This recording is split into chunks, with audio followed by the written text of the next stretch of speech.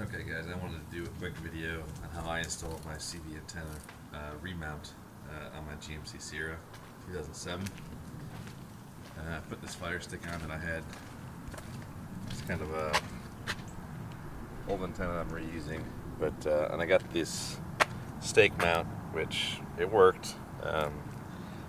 With the bed liner I have, is kind of, I had to ground it separately. We'll go over that.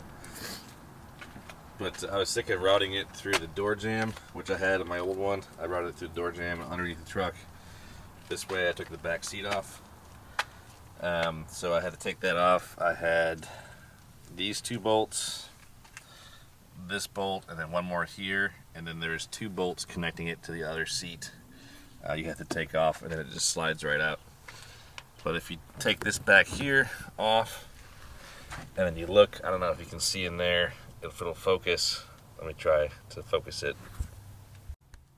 Okay, attempt 2 with a flashlight. We'll see if we can get it focused. So if we look in here, down there, you can kind of see where I have this cord routed, and there's two openings that you can get to, which are pretty simple. I had to pop this pin out so I could pull the fabric back a little further. But what it gets you access to is, if you look straight down here, there is an opening down there that you can get to. We don't have to cut any holes, or you just go through this firewall, and it makes it really clean and convenient. So I just have this routing straight down around the seat. I gave some extra slack in case I have to do anything adjusting underneath this plastic, and then I popped this off. And you can see I just follow in line all the way through. I popped this off to guide it through the seatbelt part, and it goes through here. And then I pop this off also, and it goes up back here to where these wires are. And then I just fed underneath here. I'm not quite done with everything, but then I snipped it off and I put the fitting on, so I made sure there's no extra coils or extra wire laying around. Then I remounted my CB right here. It's a Uniden. I had it on the driver's side and I moved it because I didn't want to sit in there anymore. So for this antenna with the stake hole mount, I had to, I have the soft top around the truck. I had to move this out of the way to get this on. Took a while. It's kind of a puzzle. But with this thick liner, I had to cut the edges flush, get rid of all the edges so I can get this piece in. And then if you look, I don't know if you can see it in the truck, but it sticks out a ways. So I'm gonna have to figure out a way to shim this so that it goes up straight. It doesn't bug me too much right now that it's angled because it works, but I'm gonna have to shim it probably. And then I had to ground it, and since I already had a hole in my truck bed, I don't know if you can see it here, for the snap for this mount, I just went ahead and grounded it right there. I don't think it'll be in the way or get caught in anything, so that's how I grounded it, since I couldn't grind the underside metal down and self-grind it, or ground it, so that's how that worked.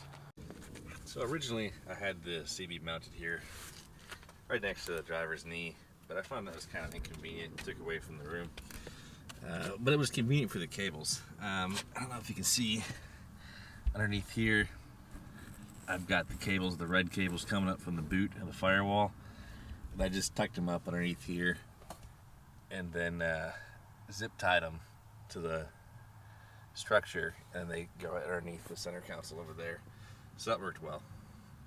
As you can see, that's where I had the cables going into the boot. I've got the red and black for the power of the CB radio, and this other one, aux cables, for my PA system.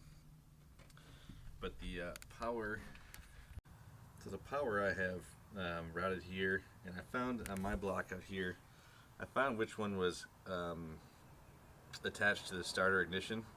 So I figured I want the radio on only when the car is on, and only supplying power when that's on. So that's the fuse I found for the power. And then I split the, sorry, what's this autofocus is. I split the black wire right there to go to my ground here on the firewall, and that seems to work really well. what I need to do, I just bought a new PA speaker, one that's amplified. I have mounted, so you can see this, I have mounted this one as non-amplified, and you really can't hear it once the engine's on. So I need to find a new place to put this, but the problem is my battery's way over there, so I don't know if it's a good way to mount. So I got to add a switch, on-off switch for the power to the amplifier. I'm thinking of putting it in here behind, in front of the radiator, but I don't think there's enough room or mounting options.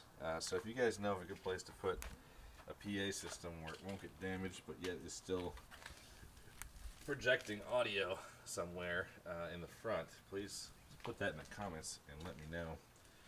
But that's how I installed my PA system on my truck. Okay, pardon the mess here, I'm just going to show you. So I'm going to turn the key and you'll see this will power on as the car turns on.